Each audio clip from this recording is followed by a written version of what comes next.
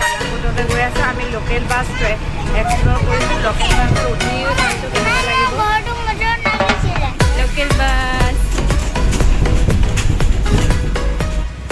এয়া হৈছে কালাংগুট যোৱা ৰাস্তাটো হয় কালাংগুট বীচ যোৱা ৰাস্তা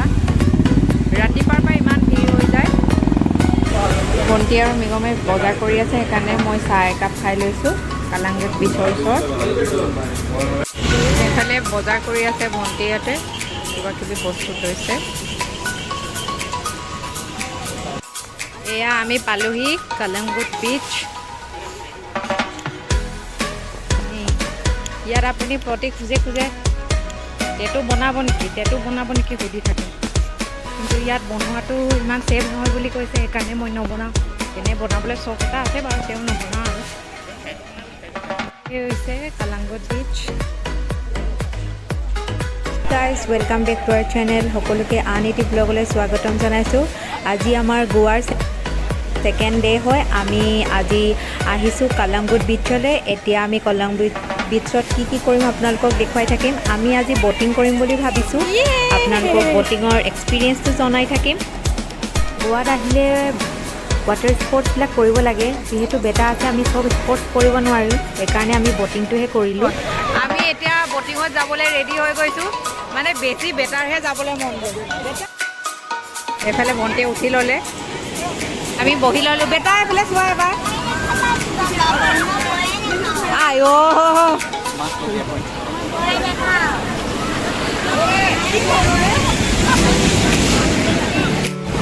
ময়ো ৰেডি যাবলৈ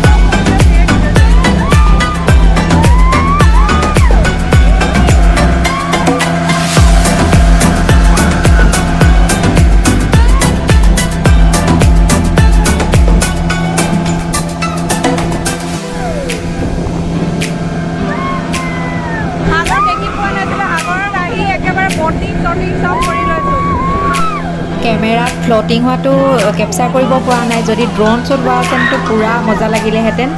কিন্তু যেতিয়া আমি তাত গৈছোঁ এনেকুৱা ফ্লট কৰিছে ভয়তে আমি ইমান চিঞৰিছোঁ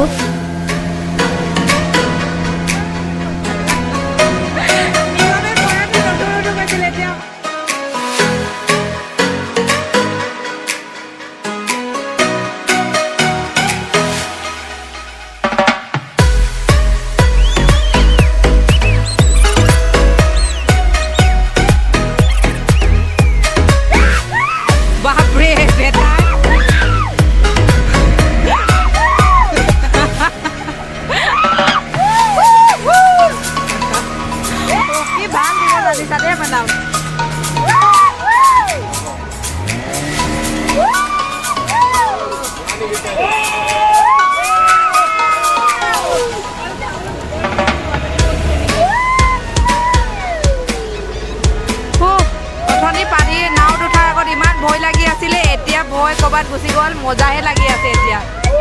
ফ্লটিং হৈ আছে ফ্লটিং এনেকৈ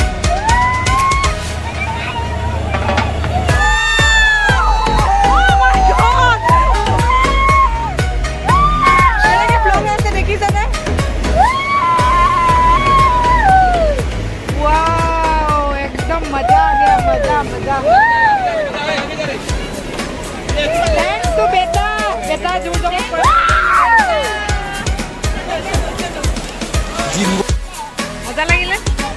বটিং কৰি বোলে ইয়াৰ বহুত মজা লাগিলে যেতিয়া ঢৌত উঠিছোঁ একদম এনেকৈ হৈ গৈছে নাওখন এনেকৈ কেমেৰাত ইমান কেপচাৰ কৰিব পৰা নাই একদম ফ্লটিঙত এনেকৈ হৈ গৈছে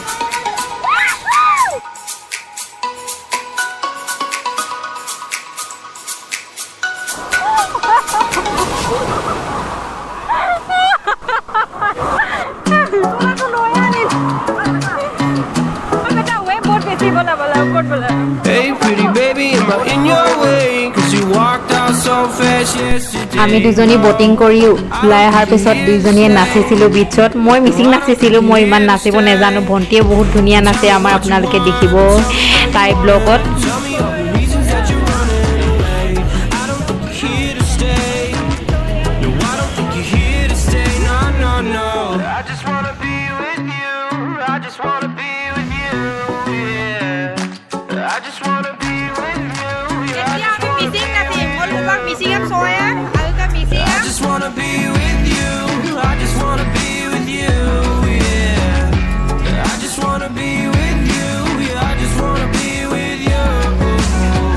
যেতিয়া আমি মিচিং নাচি আছিলোঁ আৰু বিহু নাচি আছিলোঁ তেতিয়া তাৰ লোকেলখিনিয়ে কি ডেন্স সুধি আছিলে আৰু তেওঁলোকেও আমাৰ লগত নাচিবলৈ বিচাৰিছিলে তেতিয়া মই ৱেলকাম জনাইছিলোঁ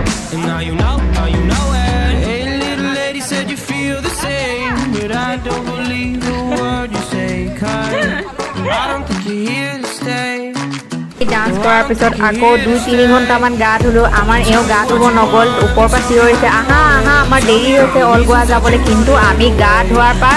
উঠিবলৈ মন নাছিলে মানে গা ধুয়ে থাকিবলৈ মন গৈ আছিলে যেতিয়া আমি বিচত আছোঁ বেটাৰ নিচিনা আমিও চবেই কেঁচুৱা নিচিনা হৈ গৈছিলোঁ চবৰে চাইল্ডিছ বিহেভিয়াৰ উলিয়াই গৈছিলে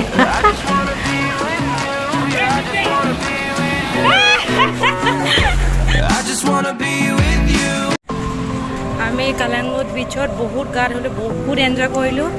আৰু ৱাটাৰ স্পৰ্টছো কৰিলোঁ এতিয়া আমি পঞ্জি যাম পঞ্জি যোৱাৰ আগতে এতিয়া আমি গা চা ধুই লওঁ আমি ফ্ৰেছ হৈ ওলাই আহিলোঁ গা চা ধুই ল'লোঁ আৰু এতিয়া পাৰ পাৰ্চনত গা ধুবলৈ 30 টকাকৈ লোৱা হৈছিল আমি গা চা ধুই আমি দিনৰ লাঞ্চ কৰিবলৈ গুচি গ'লোঁ